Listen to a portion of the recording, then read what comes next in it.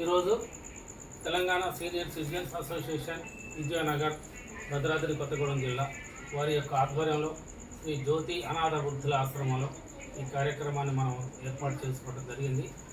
గతంలో మన మెంబర్గా ఉన్నటువంటి రాఘవన్ గారు వారి హెడ్ ఆఫీసులో పనిచేసి ఆ తర్వాత మన అసోసియేషన్లో సభ్యత్వం తీసుకొని ఉన్న తర్వాత వారు అనతి కాలంలోనే వారు కూడా వెళ్ళిపోవటం పరమపదించడం జరిగింది. వారి తల్లిగారు అయినటువంటి పద్మశ్రీనివాసన్ అయ్యంగారు, అంటే వారు పేరు తెలియని వాడు ఉన్నారు.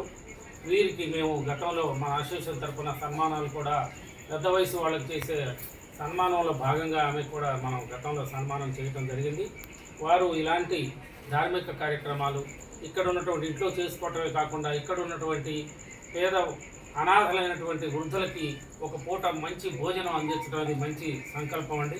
ఇలాంటి ఇంకా ఎన్నో కార్యక్రమాలు మన ద్వారా వాళ్ళు చేయించాలని కోరుకుంటూ ఈ సందర్భంగా వారి తల్లిగారు అయినటువంటి పద్మశ్రీ గారి ఆత్మకు శాంతి చేకూరాలని ఆ భగవంతుని ప్రార్థించుకుంటూ ఈ కార్యక్రమాన్ని కొనసాగించవలసిందిగా కోరుతున్నాను.